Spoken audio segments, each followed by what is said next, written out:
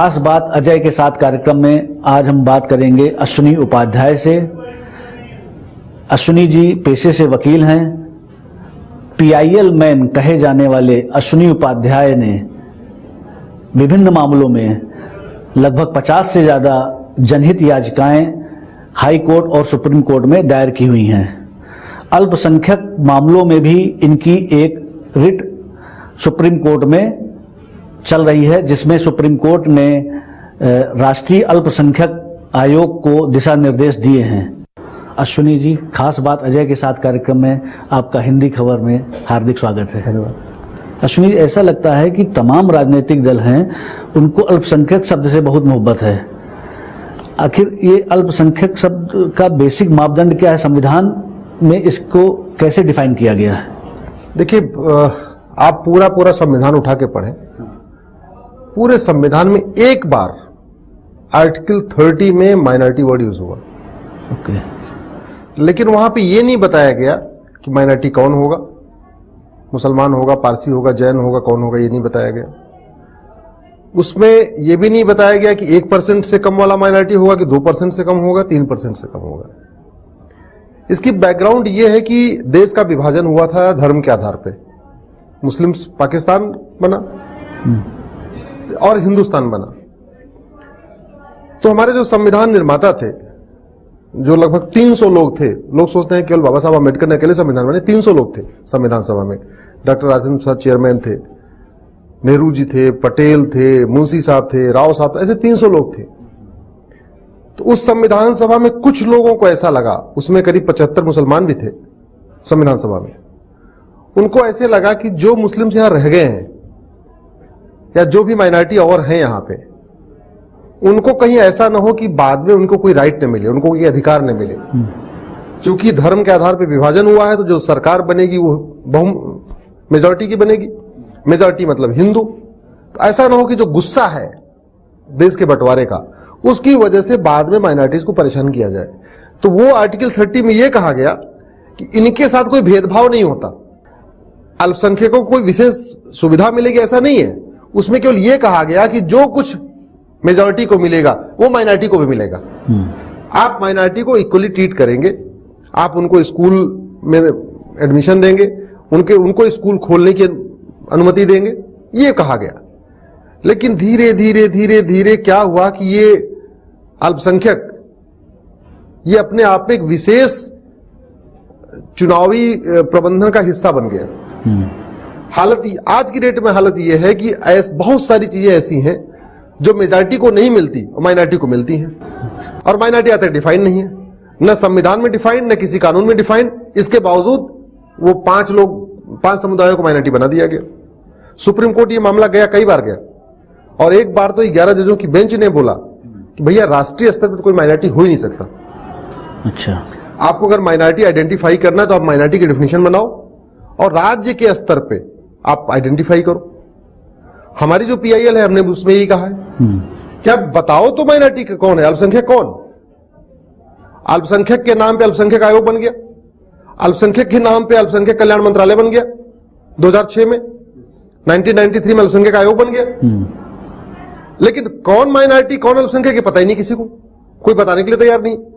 हमारे पास एक RTI का जवाब आया, उसमें तो कहा गया है, हमने पूछा उसमें कि आप क्या पैमाना है, कैसे माइनॉरिटी को आप आइडेंटिफाई करते, कर कोई पैमाना नहीं। उस समय की कांग्रेस की सरकार ने 1993 में बिना किसी रिसर्च के, बिना किसी बैकग्राउंड के, बिना किसी आपस में सलाह मशविरा के, बिना कोई पार्लियामेंट में कोई बहस किए, सीधे सीधे एक माइनॉरिटी कमीशन बना दिया। क्या उसके पहले मुसलमान यहां असुरक्षित थे क्या? भाई 1993 में अल्पसंख्यक आयोग बना, तो क्या उसके पहले मुसलमान असुरक्षित थे? सिमिलरली ऐसे 2006 में एक अलग से बाकायदा माइनॉरिटी अफेयर मिनिस्ट्री बना दिया, अल्पसंख्यक कल्याण मंत्रालय। तो क्या 2006 के पहले मुसलमानों का कल्याण नहीं हो रहा था? 2006 से उनका कल्याण शुरू हुआ। तो मुझे लगता है कि ये अपने आप में एक देश की सेकुलरिज्म के लिए, देश की एकता और अखंडता के लिए, सबसे खास तौर पर देश की एकता और अखंडता, आपसी भाईचारा के लिए ये जरूरत है कि माइनॉरिटी को डिफाइन किया जाए। कौन है माइनॉरिटी? जब तक डिफाइन नहीं किया जाएगा, उसका जो दुष्परिणाम यह है कि लक्षद्वीप का जो 97% है मुस्लिम, वो माइनॉरिटी कहलाता है, और 2% वहां हिंदू मेजॉरिटी कहलाता है। आप कैसे अरुणाचल, नागालैंड, मिजोरम, पूर्वोत्तर के जितने राज्य हैं, कश्मीर को देख लीजिए आप, 70% मुसलमान वो माइनॉरिटी और 25% हिंदू वो मेजॉरिटी। तो आखिर कौन डिफाइन करेगा इसको?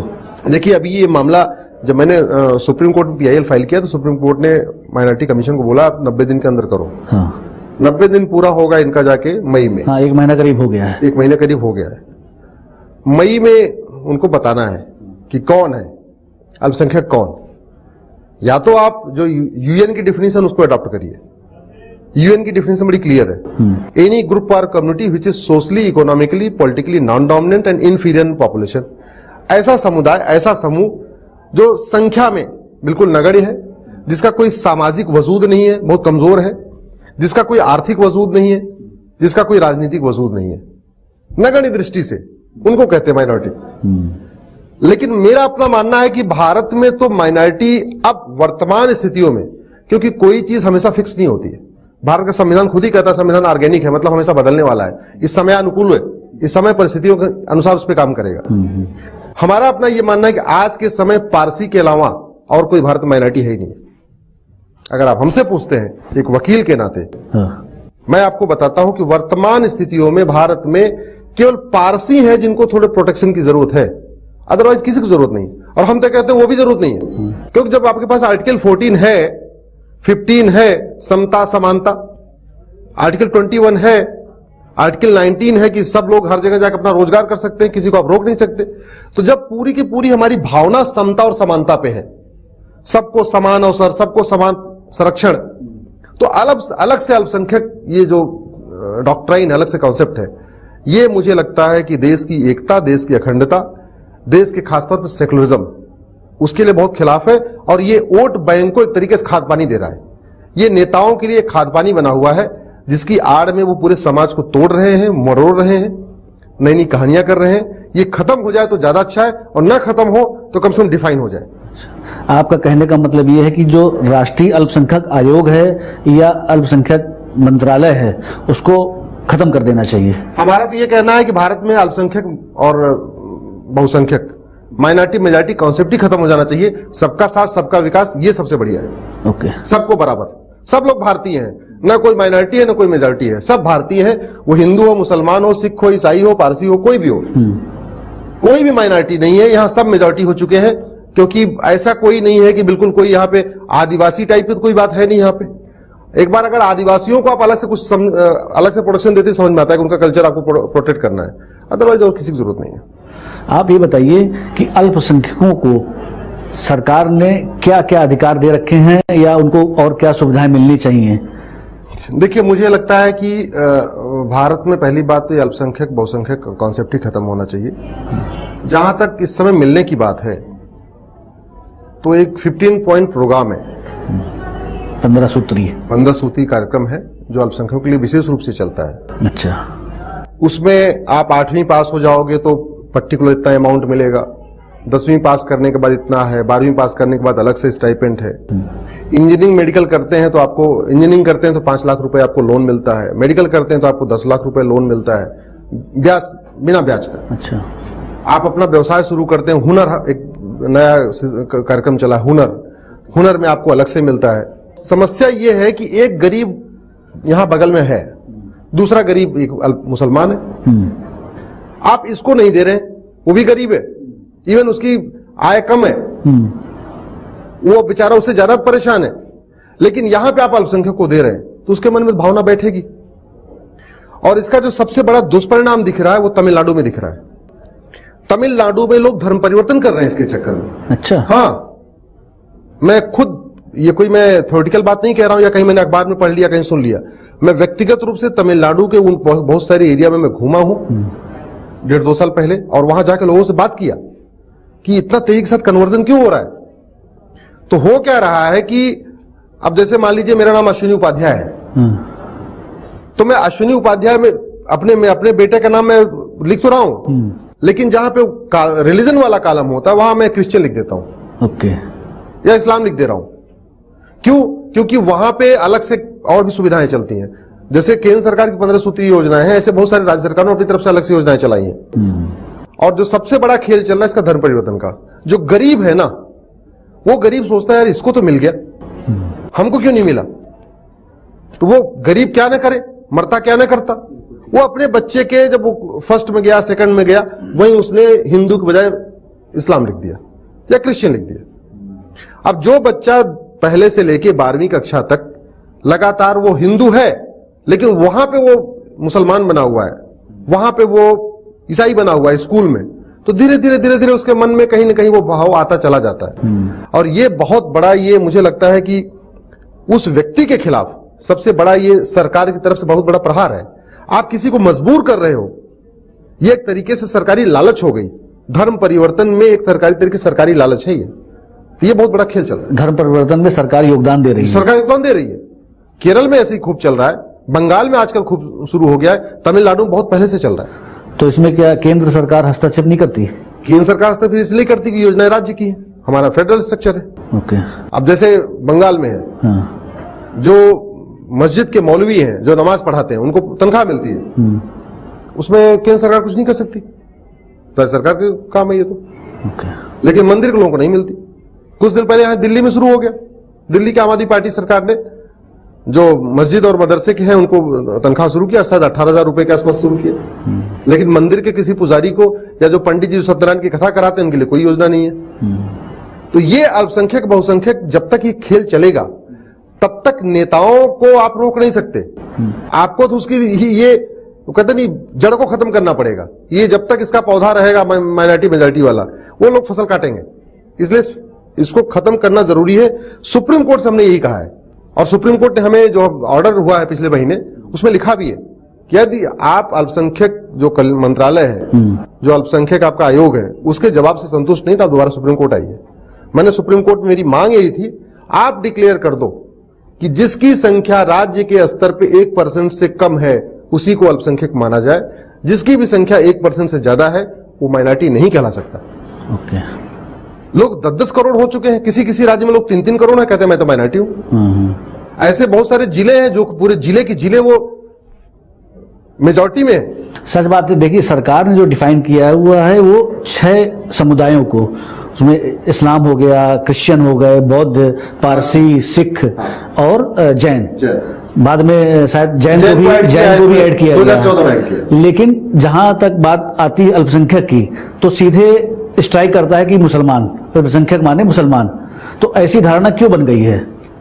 देखिए ऐसी धारणा ये बन गई, वो कहते नहीं भारत में जिसकी जितनी संख्या भारी उसकी उतनी हिस्सेदारी, एक नारा भी बीच में किसी पॉलिटिकल पार्टी ने लगाया था। चूंकि मुस्लिम्स यहाँ पे बहुत डोमिनेट करते हैं, 150 से ज्यादा लोकसभा क्षेत्रों में वो डिसाइड करते हैं कौन जीतेगा, तो इसलिए जैन को और बौद्ध को और बाकी लोगों को लोग इतना नहीं करते।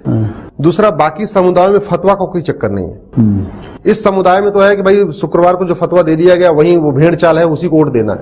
नहीं, कहीं गलतफहमी तो नहीं है समाज में राजनीतिक दलों के द्वारा पैदा की जा रही है या मुस्लिम समुदाय के द्वारा कि फतवे के हिसाब से चलते हैं वो लोग, जबकि कई जगहों पर ऐसा नहीं ऐसा नहीं हुआ है। लेकिन ऐसा माहौल बन गया है कि यार फतवे करते हैं तो राजनीतिक दल डर के मारे उनके पास और जाते हैं। कुल मिला के मैंने कहा ना कि नेताओं को तो अल्टीमेटली वोट चाहिए, वो जैसे मिल जाए, जैसे भी लड़ा के मिल जाए, जैसे तुष्टिकरण करके मिल जाए, तो वो एक उनकी अपनी चल रही है। अच्छा, तो इसका मतलब आपका कहने का मतलब ये हुआ कि राजनीतिक दलों को अल्पसंख्यकों से कोई लेना देना नहीं है, क्योंकि अल्पसंख्यक वास्तव में जो हैं, जो आपके ईसाई, पारसी, उनको अल्पसंख्यक कल्याण से कोई लेना देना नहीं है, क्योंकि वो हिंदुस्तान में लगभग अगर 5 समुदाय को जोड़ लें मुस्लिम को छोड़ करके, तो ये तकरीबन पूरे हिंदुस्तान में आबादी जितनी उसमें केवल 7% का हिस्सेदारी है, जो वास्तव में माइनॉरिटी है। लेकिन उनको राजनीतिक दल इसलिए भी नहीं, शायद इसीलिए उनको महत्व नहीं देते क्योंकि वो जीत हार में कारक नहीं है। दूसरा आपको मैं बताऊं कि जहां पे जिस देश में 28%, 30% वोट पाने वाली पार्टी की सरकार बनती हो, यही तो बनती है 30%, 31%, 32%। हाँ। उस देश में 30% आबादी वाला समुदाय उस राज्य, पर्टिकुलर किसी राज्य में, वो माइनॉरिटी कैसे हो सकता है? भाई कुछ एक राज्य में, आप जितने पूर्वोत्तर के राज्य हैं वहां ईसाई 88%, 75%, 90% है। कश्मीर मुसलमान 70% है। तो जहां कश्मीर में 30% वोट पाने वाली पार्टी सरकार बनाती है, जहां 30% वोट पाने वाला व्यक्ति विधायक बन जाता है, 30% वोट पाने वाला व्यक्ति सांसद बन जाता है, उस राज्य में 70% वाला समुदाय, 80% वाला समुदाय, 90% वाला समुदाय, वो माइनॉरिटी कैसे हो सकता है? ठीक बात है। और जहां 1% के वोट के हार जीत का फैसला होता हो। हमने जो 1% सुप्रीम कोर्ट में मांग किया, इसलिए मांग किया क्योंकि यहां पे बहुत ज्यादातर जो सांसद और विधायक बनते हैं उनमें हारे हुए और जीते वाले में फैसला 1% का होता है। तो इसको कौन तय करेगा कि माइनॉरिटी का जो रेशियो है वो 1% से कम वाले का रखा जाए या 5% रखा जाए या 10% रखा जाए? देखिए, ये तो आपको भारत जैसे विशाल देश में अगर 1% वाले को भी माइनॉरिटी आप मानते हैं, क्योंकि मेरे ख्याल से 1% में तो मेरे ख्याल से पारसी ही होंगे, बाकी सिख भी करीब 2.5% के आसपास। मैंने आपको इसलिए तो कहा नहीं, सिखों का माइनॉरिटी का दर्जा ऑलरेडी पंजाब हाईकोर्ट खत्म कर चुकी है। ओके, आपके दर्शकों को मैं बता रहा हूं, पंजाब हाईकोर्ट ने 2007 में यह स्पष्ट कर दिया था कि पंजाब में सिखों को माइनॉरिटी का दर्जा नहीं मिलेगा। लेकिन बाकी भारत में तो मिलेगा। मैंने कहा ना, राष्ट्रीय स्तर पे उनको मिल रहा है, लेकिन 2002 का जो सुप्रीम कोर्ट का फैसला वो कहता है राष्ट्रीय स्तर पर आप किसी को मान ही नहीं सकते। सुप्रीम कोर्ट इवन जो जैनियों को 2014 में मिला, 2005 में ये लोग सुप्रीम कोर्ट गए थे। सुप्रीम कोर्ट में 3 जजों की बेंच ने बोला कि भैया माइनॉरिटी खत्म करो, और उसी जस्टिस धर्माधिकारी का जो जजमेंट है उसमें यह भी कहा गया कि सरकार को चाहिए जितना जल्दी हो सके ये माइनॉरिटी जो कमीशन है इसको खत्म कर दे तो ज्यादा अच्छा है। हाँ। ऐसा उन्होंने ऑर्डर नहीं किया, लेकिन अपनी इच्छा व्यक्त की। सुप्रीम कोर्ट ने इच्छा व्यक्त की। सुप्रीम कोर्ट ने कहा था कि बहुसंख्यक और अल्पसंख्यक का जो खांचा है उसको समाप्त किया जाए। ये 2005 का फैसला है सुप्रीम कोर्ट का। आपने जो जनहित याचिका दायर की है उसमें आपने कहा है कि 8 प्रदेशों में हिंदू अल्पसंख्यक है। वैसे तो सरकार ने 6 समुदायों को अल्पसंख्यक राष्ट्रीय स्तर पर माना है, लेकिन आप कह रहे हैं कि 8 प्रदेशों में हिंदू भी अल्पसंख्यक है। तो क्या आप मतलब ये इस व्यवस्था को खत्म कराना चाहते हैं कि हिंदुओं को अल्पसंख्यक का दर्जा दिलाना चाहते हैं? क्या आपका? नहीं, हम तो इस व्यवस्था को खत्म कराना चाहते हैं। ओके। हम तो ये कहते हैं कि भारत में जो है वो भारतीय है, ना वो अल्पसंख्यक है ना बहुसंख्यक है। लेकिन अगर ऐसा नहीं हो सकता, वो हमारी अल्टरनेटिव प्रेयर थी, वो वैकल्पिक हमारी प्रेयर थी कि अगर आप ये नहीं कर सकते हो तो आप कम से कम उन 8 राज्यों में जहां हिंदू वास्तव में माइनॉरिटी हैं, पंजाब हो गया हिंदू माइनॉरिटी है, कश्मीर में हिंदू माइनॉरिटी है, आपके मणिपुर में है, आपके नागालैंड में है, आपके मेघालय में है, आपके अरुणाचल में है, और अब तो बंगाल में भी बहुत अच्छा खासा उनका शेयर गिर चुका है। अच्छा, ओवरऑल देखा जाए तो हिंदुस्तान में हिंदुओं की आबादी वैसे भी कम होती जा रही है, एक साथ गिर रही है। अब ऐसे मैं आपको बताऊं कि जैसे मेरे 2 बच्चे हैं, आपके भी मुझे लगता है 2-3 बच्चे होंगे जी। मेरा दोस्त मेरे साथ पढ़ता था, अभी होली पे मैं गया था, आया मिलने, वहां मुलाकात हुई, हमने पूछा कितने बच्चे, बोला 13 बेटे 1 बेटी। अब तो एक पे टिक रहे हैं लोग। तो 13 बेटे 1 बेटी, मेरा दोस्त है इलाहाबाद में। ओके, तो सोचिए जरा, अब उस 13 में अगर उन्होंने, उसके बच्चों ने भी 13 कर दिया, हमने 2 किया, हम खुद 2 थे, हमने 2 किया, हमारे आने वाली जनरेशन भी 2 करेगी। हाँ, तो जो आंकड़े कह रहे हैं कि मुस्लिम समुदाय की आबादी प्रतिवर्ष लगभग 25% के रेशियो से बढ़ रही है, बहुत तेजी से बढ़ रही है। अगर आप एक सर्वे कर लीजिए 5 साल से कम बच्चों का, जो पिछले 10 साल में जो बच्चे पैदा हुए हैं, तो आपको उसमें 50% बच्चे उसमें मुस्लिम्स के मिलेंगे। पिछले 10 साल में आप पूरी आपका पॉपुलेशन का मतलब कैलकुलेशन मत करिए, पिछले 10 साल में कितने बच्चे पैदा हुए उनके कैलकुलेशन कर लीजिए, तो आपको समझ में आएगा कितना चेंज हो रहा है। तो ये इसलिए हम कहते हैं कि माइनॉरिटी मेजॉरिटी सिस्टम खत्म हो। भारत जो संविधान हमारे निर्माता चाहते थे, संविधान की जो मूल भावना थी, जो डॉक्टर अंबेडकर चाहते थे, सरदार पटेल चाहते थे, श्यामा प्रसाद मुखर्जी चाहते थे, जो डॉक्टर राजेंद्र प्रसाद चाहते थे, वो चाहते थे एक देश, एक नाम, एक निशान, एक राष्ट्रगान, एक विधान, एक संविधान।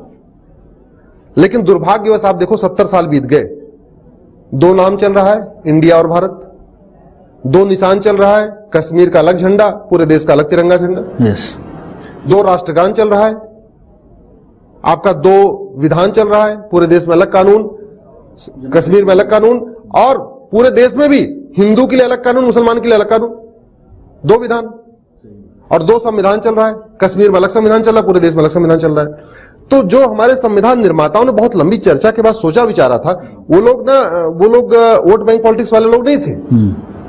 वो बड़े आजादी के लोग दीवाने थे, वो स्वतंत्र संग्राम सेनानी थे, इसलिए वो इन सब चीजों से बहुत ऊपर थे। उनका जो कहना था, एक देश, एक नाम, एक निशान, एक राष्ट्रगान, एक विधान, एक संविधान। तो गड़बड़ी कहां से शुरू हुई? गड़बड़ी तो 1952 से शुरू हो गई, जब उसके बाद जब अंबेडकर जैसे लोगों को मजबूर होना पड़ा इस्तीफा देने के लिए, डॉक्टर श्यामा प्रसाद मुखर्जी को मजबूर होना पड़ा इस्तीफा देने के लिए। क्या ऐसा हो गया था?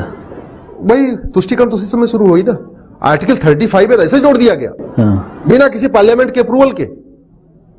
आर्टिकल 370 जो मात्र टेम्परेरी प्रोविजन था, आज तक चल रहा है, खत्म नहीं हुआ। हमने उसको भी चैलेंज किया, आर्टिकल 35 हमने चैलेंज किया, आर्टिकल 370 हमने चैलेंज किया हुआ है। इन आर्टिकल 35 में 370 के कारण दो निशान दो विधान चल रहे, दो संविधान चल रहे। सिमिलरली आर्टिकल 44 समान नागरिक संहिता पे बहुत लंबी बहस हुई थी और उसमें सबने कहा था बहुत जरूरी है, लेकिन आज आप देखो, हिंदू के लिए हिंदू मैरिज एक्ट, मुसलमान के लिए मुस्लिम मैरिज एक्ट, क्रिश्चियन के लिए क्रिश्चियन मैरिज एक्ट, पारसी के लिए पारसी मैरिज एक्ट। किसी भी सेकुलर कंट्री में ऐसा नहीं है, किसी भी सेकुलर कंट्री में, दुनिया के किसी भी सेकुलर कंट्री में धर्म के आधार पर कानून नहीं है। हम कहते हैं हमारा सेकुलर कंट्री है और कानून हमने धर्म के आधार पर बना रखे। ये व्यवस्था जो है, मुझे लगता है आप लोग जो इस पे चर्चा कर रहे हैं, मैं तो आपको आभार आपका व्यक्त करता हूं कि इस पे बहुत एक लंबी चर्चा की जरूरत है कि ये सेकुलर है या कम्युनल कंट्री है, ये धर्म के आधार पर चलेगा या एक देश एक विधान चलेगा। सेकुलरिज्म का तो मतलब यही होता है। तो सरकार तो डरती है, जो भी सरकार आएगी वो तो चाहेगी कि मैं इस मामले पर, चूंकि बहुत ही संवेदनशील मामला है, कोई भी नहीं चाहेगा कि बिल्ली के गले में घंटी कौन बांधे, तो इसमें तो सुप्रीम कोर्ट को भी आगे आकर के ही कोई निर्णय लेना पड़ेगा, क्योंकि ये जैसे जैसे समय बीतता जाएगा, ये स्थिति जिस तरह से आप बता रहे हो तो विस्फोटक होती जाएगी। विस्फोटक हो ही चुकी है। जब इस पे हाथ डाला जा सकता था तब डाला नहीं गया। अब ऐसी स्थिति है कि इस पे हाथ डालने से लोग डरते हैं, और हाथ डालने से इसलिए डरते हैं कि पढ़े लिखे नेता, मैं नाम नहीं लूंगा, अपने आप में बड़े बड़े ईमानदारी की ढोल पीटने वाले लोग, आज वो भी एकदम तुष्टिकरण पे उतर आए हैं। वो भी लोगों को बरगला रहे हैं, लोगों को भड़का रहे हैं। आप दिल्ली में देख लीजिए, कभी एक आंदोलन हुआ करता था, आज वो बंदा मुख्यमंत्री बना हुआ है, उसके बाद लोगों को जाति धर्म पे आधार पे तोड़ रहा है। तो जहां पे हर एक व्यक्ति ऐसे लगा हुआ है, रेस में लगा हुआ है, कैसे भी करके समाज को तोड़ के अपना वोट जोड़ ले, उसमें आप लोगों की भूमिका बहुत बड़ी है। मुझे लगता है आपके लाखों करोड़ों दर्शक जब इस कार्यक्रम को देखेंगे और ऐसे बाकी चैनल भी इस पर चर्चा करेंगे, तो समाज को खुद समझ में आएगा कि उनके लिए अच्छा क्या है। भाई मैं आपको एक एग्जांपल देता हूं, संविधान कहता है सबको समान अवसर मिलना चाहिए, यही कहता है जी। समान अवसर तब मिलेगा जब सबकी समान शिक्षा होगी। लोहिया जी कहते थे अपने टाइम में कि सबकी शिक्षा समान करो, उसका पढ़ने पढ़ाने का माध्यम कुछ भी हो, लेकिन उसकी किताब तो एक करो। आज की डेट में गरीब का बच्चा अलग किताब पढ़ता, अमीर के बच्चा अलग किताब पढ़ता, जिसकी जितनी जेब है उसके हिसाब से लोग उसको पढ़ाई करा रहे। तो समान अवसर कैसे मिलेगा? जैसे केंद्रीय विद्यालय है, केंद्रीय विद्यालय में पूरे देश में एक सिलेबस होता है, सही है, लेकिन आज की डेट में भी सीबीएसई अलग बोर्ड चल रहा है, आईसीएसई अलग बोर्ड है, दुनिया भर के बोर्ड क्या जरूरत है? एक समान शिक्षा हो, सिलेबस एक कॉमन हो, किताब एक हो, पढ़ने पढ़ाने का माध्यम अलग हो। उत्तर प्रदेश का बच्चा हिंदी में पढ़ ले, गुजरात का गुजराती में पढ़ ले, महाराष्ट्र का मराठी में पढ़ ले, तमिलनाडु का अपनी भाषा में पढ़ ले। ठीक बात है। तो इस देश की एकता और अखंडता के लिए जो दीनदयाल जी का सपना था, जो लोहिया जी का सपना था, सरदार पटेल का सपना था, वो कहते हैं उनका जो मूल भाव था समान शिक्षा, समान चिकित्सा, समान नागरिक संहिता, ये तीन उनका मूल भाव था। लेकिन उसमें मैं चौथा अब मैं जोड़ रहा हूं परिस्थितियों के हिसाब से जनसंख्या नियंत्रण कानून, ये बहुत जरूरी है। अदरवाइज इस समय देश, मुझे लगता है कि इस कुछ दिन के बाद जनता को भी समझ में आ जाएगा, भारत को बम विस्फोट से ज्यादा खतरा जनसंख्या विस्फोट से है। बम विस्फोट को सेना रोक लेगी, लेकिन जो जनसंख्या विस्फोट हो रहा है, एक एक के 13, एक एक के 15, एक एक के 20, यहीं पे गाजियाबाद में दो चार ऐसे गांव हैं, दासना एक जगह है, एक एक के 22-22 बच्चे, उम्र माता पिता की एज जो है 45 साल और बच्चे हो गए 22। उसमें कोई चोर निकलेगा, कोई उचक्का निकलेगा, कोई बदमाश निकलेगा, कोई राहगीर निकलेगा। तो ये बहुत बड़ी समस्या है। पर्यावरण की समस्या, अपराध की समस्या, बिजली पानी की समस्या, रोटी कपड़ा मकान की समस्या, ये सारी समस्याएं आपके पॉपुलेशन एक्सप्लोजन, जनसंख्या विस्फोट से जुड़ी हुई है। आप 1 करोड़ घर बनाएंगे गरीबों के लिए, तब तक 10 करोड़ बेघर और पैदा हो जाएंगे। तो ये बहुत बड़ी समस्या है। तो मुझे लगता है ऐसे कुछ देश के सामने कठोर इस समय सवाल हैं। अल्पसंख्यक बहुसंख्यक, जनसंख्या नियंत्रण, धर्म परिवर्तन, लगातार पैसे देके और अलग अलग तरीके से धर्म परिवर्तन कराया जा रहा है। एक चीज मैं आपको बता दूं, यह देश सेकुलर तब तक है, ये गंगा जमुनी तहजीब इस देश में तभी तक है, इस देश में आपसी भाईचारा तभी तक है जब तक यहां हिंदू बहुसंख्यक है। नहीं तो इतिहास बताता है, पर्शिया जो कभी दुनिया का सबसे शांत और खुशहाल देश था, जब वो ईरान बना तो वहां तबाही मच गई। कभी 90% जनसंख्या वाला, पारसी जनसंख्या वाला पर्शिया, जब वो ईरान बन गया तो वहां देख लीजिए जरा कैसे खून खराबा हो रहा है। भारत में भी जहां जहां हिंदू बहुसंख्यक है वहां सुख शांति है, जहां जहां हिंदू घट रहा है वहां पे तनावपूर्ण है। मैं आपको दूसरा एग्जांपल देता हूं। अभी आप चुनाव आयोग ने करीब 1,500 से 1,600 कितने बूथों को उन्होंने संवेदनशील घोषित किया है। आप उन बूथों को निकाल के देख लीजिए कि जो बूथ चुनाव आयोग ने संवेदनशील घोषित किया है, उस वाले बूथ के एरिया में किसकी पॉपुलेशन है देख लीजिए आप। नया आंकड़ा, लेटेस्ट, अभी इसी 2019 का आंकड़ा देख लीजिए। आप गाजियाबाद की डासना जेल में चले जाइए, आप अपराधियों पर रिसर्च कर लीजिए कि कितने अपराधी ऐसे हैं जो 2 भाई बहन हैं और कितने अपराधी ऐसे हैं जो 2 से ज्यादा भाई बहन हैं। आपको समझ में आ जाएगा। ये बहुत बड़ा कारण है। एक चीज आपसे पूछना चाहूंगा कि देश में यह धारणा क्यों और कैसे बन गई कि अल्पसंख्यक यानी मुसलमान, क्योंकि जब 2014 में मोदी जी के नेतृत्व में सरकार बनी तो उसमें जो आपके अल्पसंख्यक मंत्रालय की जो नजमा हेपतुल्ला जी थी, उन्होंने साफ तौर से कहा था कि ये मंत्रालय, अल्पसंख्यक मंत्रालय, अल्पसंख्यकों के हित के लिए है, ना कि किसी एक समुदाय यानी मुस्लिम समुदाय के लिए है। क्या ऐसा वाकया हुआ? इसकी आप भूमिका जरा सोचिए। 1991 में जो राम मंदिर का विषय था, ये अपने आप में बड़े उबाल पे था। और उस समय केवल राम मंदिर की बात नहीं होती थी, आपको ध्यान होगा उस समय अयोध्या, काशी, मथुरा की बात होती थी। जी हाँ, अयोध्या, काशी, मथुरा। तो एक तरीके से पूरा भारत इसमें, शैव संप्रदाय के लोग भी जुड़े हुए थे, वैष्णव समुदाय के लोग भी जुड़े हुए थे, राम के जो लोग, सारे हिंदू, पूरे देश के लोग इसमें कहीं न कहीं उद्वेलित थे। और राजनीति के मामले में मुझे लगता है कांग्रेस से शातिर चाल कोई नहीं खेलता, बहुत शातिर लोग हैं। सबसे पहले तो उन्होंने 1991 में एक कानून बनाया, स्पेशल वर्शिप एक्ट। और स्पेशल वर्शिप एक्ट बना के क्या किया, उस कानून में लिखा गया कि अयोध्या का मंदिर छोड़ के भारत के और जितने मंदिर हैं वो सारे 1947 की यथास्थिति कायम कर दिया। कहने का मतलब ये हुआ, 1991 में कानून बनाया, बिना किसी रिसर्च के, बिना किसी बैकग्राउंड के, बिना ये पता किए कि भारत में कितने मंदिरों को तोड़ के मस्जिद बनाया गया है, उसकी कोई छानबीन किए, सीधे कह दिया 1947 में जो मंदिर, जो धार्मिक स्थल जैसे थे उनकी वो यथास्थिति कायम हो गई। उस कानून के कारण जो मथुरा में अवैध मस्जिद है उसको उन्होंने मस्जिद बना दिया, लीगलाइज कर दिया। भद्रकाली, आपका काशी, ऐसे देश भर में हजारों मंदिर ऐसे हैं जिनको तोड़ के मस्जिद बनाई गई, लेकिन कांग्रेस ने एक कानून बनाया और उन सबको लीगलाइज कर दिया। जितने इलीगल मस्जिदें थी, जितने इलीगल चर्च थे, उन सभी मस्जिदों को, चर्च को लीगलाइज कर दिया। इससे भी उनका पेट नहीं भरा। फिर उन्होंने 1993 में एक नया चाल खेल दिया, राष्ट्रीय अल्पसंख्यक आयोग। इससे भी उनका पेट नहीं भरा। 2006 में अल्पसंख्यक कल्याण मंत्रालय। कांग्रेस के नेताओं से जरा पूछिए कि क्या जब अल्पसंख्यक आयोग बना 1993 में, उसके पहले अल्पसंख्यक भारत में थे तो क्या वो असुरक्षित थे या उसी समय उनको सुरक्षा मिली? और जो उसमें मंत्रालय बना 2009 तो सच्चर कमेटी के सिफारिश पे शायद उन्होंने 2006 में बनाया। नहीं, सच्चर कमेटी की सिफारिश तो बहुत सारी थी, बाकी क्यों नहीं कर दिया? बाकी क्यों नहीं कर दिया? फिर तो सारी लागू कर दिए होते। अलग से मंत्रालय बना के लागू करना जरूरी था क्या? मैं आपको यही तो कह रहा हूं। अगल बगल 2 घर हैं, एक मान लीजिए दलित है या ब्राह्मण है या क्षत्रिय है या वैश्य है, बगल में एक मुसलमान है।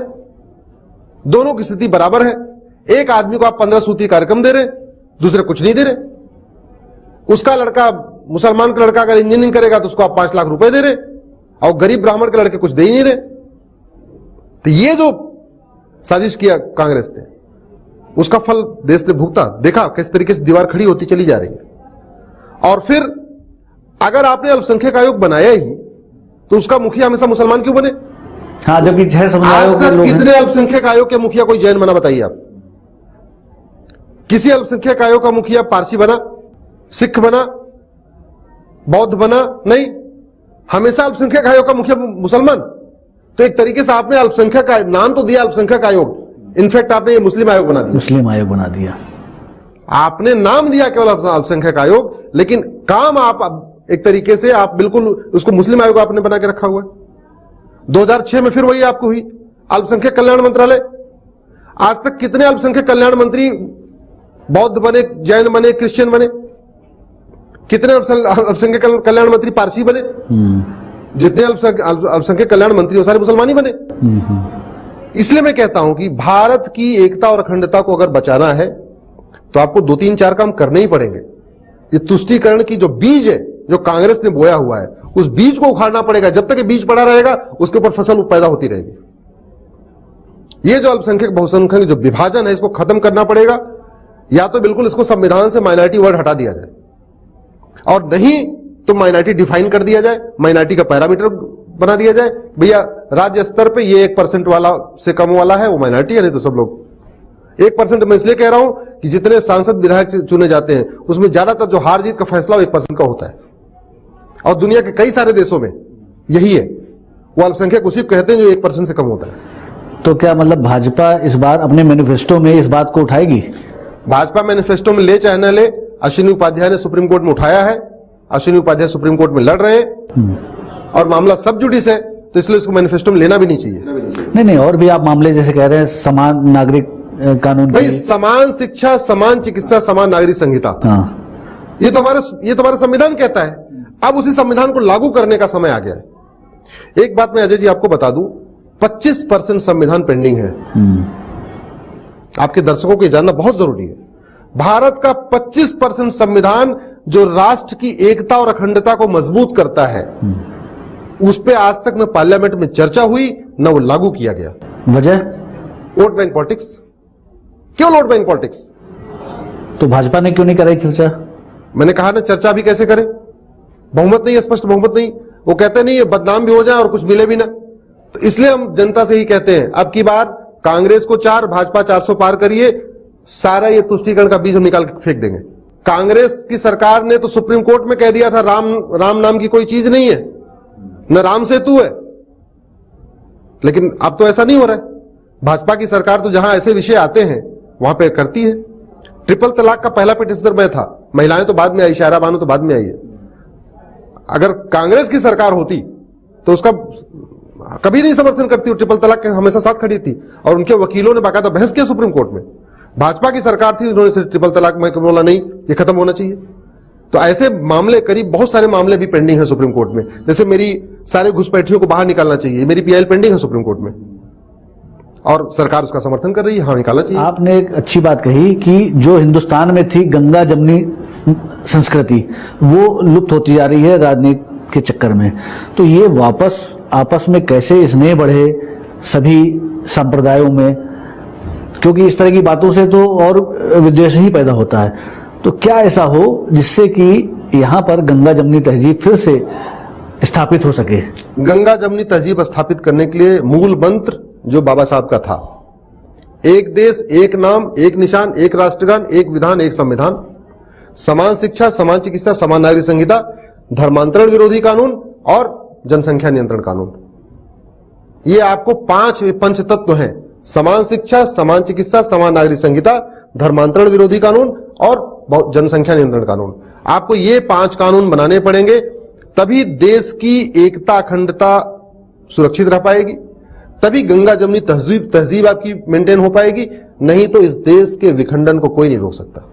तो ये कानून अगर लागू करते हैं तो विस्फोटक स्थिति हो जाती है, संवेदनशील मामला कह करके तमाम राजनीतिक दल इसको गलत तरीके से पेश करते हैं कुछ समुदायों के बीच में, और इसमें आप दंगे स्टार्ट हो जाते हैं। आप लोगों की भूमिका बहुत महत्वपूर्ण है।